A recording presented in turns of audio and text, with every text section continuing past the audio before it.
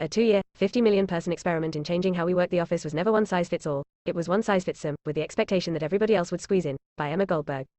March 10, 2022. Kristen Egziabher was all jitters just before the pandemic, awaiting news of a possible raise, until her manager came back dejected from his meeting with the higher-ups. I was presenting the case for you, he told her, and people were like, we don't really know Kristen, we only know her work. What? Sure, her work. What else could be relevant to a performance review? But this was exactly what had always irked Ms. Egziabher, 40, about her office, where she served as a project manager for a Texas food chain. No matter her productivity, her colleagues seemed to care primarily about the chitchat. What did you do last weekend? Where'd you get that purse? Ms. Egziabher, who is black, felt that her white co-workers were fixated on who was jostling for entry to their in-group.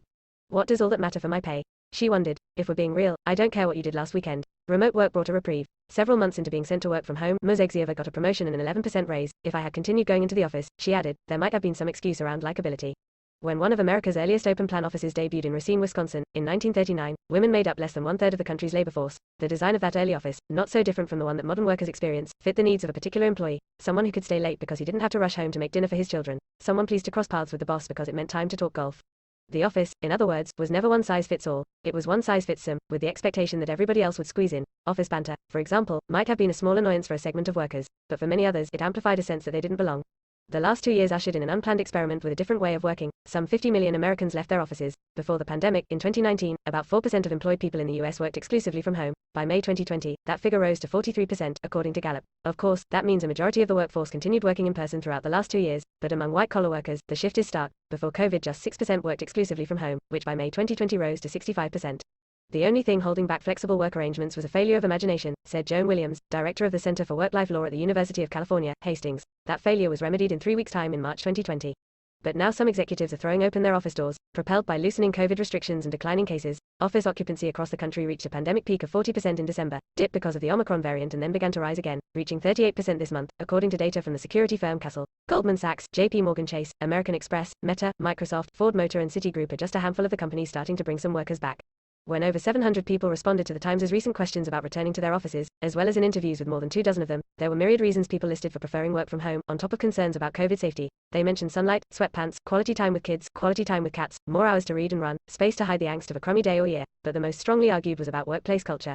There's not much point in returning to the office if we're just going back to the old boys club, said Karen Gifford, 37, an information technology worker in Pittsburgh who has not yet been required to return to her office. What a relief not to have to go in day after day, week after week, and fail at making friends and having fun. Many, like Ms. Gifford, realized they felt like they'd spent their careers in spaces built for somebody else. Take something as simple as temperature. Most building thermostats follow a model developed in the 1960s that takes into account, among other factors, the resting metabolic rate of a 40-year-old man weighing 154 pounds, according to a study published in Nature Climate Change, that left women to spend their pre-pandemic years filling cubicles with shawls, space heaters and blankets they could burrow into like a burrito. Some even kept their desks stocked with fingerless gloves, like Marissa Stein, 37, a staffer at an environmental nonprofit. Once Ms. Stein started working remotely, she could set her home temperature to 68 degrees, a compromise between her husband's chillier preferences and her own. Sometimes I will sneak it up to 70 when my husband isn't paying attention, she said, but that's just the smallest example of how the office was physically designed to fit the needs of a very specific type of worker. And some of the companies now attempting to call their staff back are facing a wave of resistance from workers emboldened to question the way things always were, which is to say, difficult for many people. There are people of color whose colleagues wouldn't stop asking them how to work the copy machine. There are the introverts who never wanted to chat about fantasy football leagues. There are the caretakers who used to rush out for school pickup, feeling they were failing to meet unspoken professional expectations and just barely meeting their family's needs. Like many people who began remote work during the pandemic, Ms. Egziabher now prefers working from home so that she can focus on work, not office politics. Credit, Josh Huskin for the New York Times. 2 national surveys found that since the onset of the pandemic there's been a reduction in the percentage of employees who say that working long hours or being available beyond business hours is important to be successful at their organizations, according to Young Ji Cha, a sociologist at Indiana University. We had a nationwide experiment in telecommuting, Ms. Cha said. These conditions challenge the notion of ideal workers. Studies of 10,000 office workers conducted last year by Future Forum, a research group backed by Slack, suggest that women and people of color were more likely to see working remotely as beneficial than their white male colleagues. In the United States, 86% of Hispanic and 81% of black knowledge workers, those who do non-manual work, said that they preferred hybrid or remote work, compared with 75% of white knowledge workers, and globally, 50% of working mothers who participated in the studies reported wanting to work remotely most or all the time, compared with 43% of fathers. A sense of belonging at work increased for 24% of black knowledge workers surveyed, compared with 5% of white knowledge workers, since May 2021.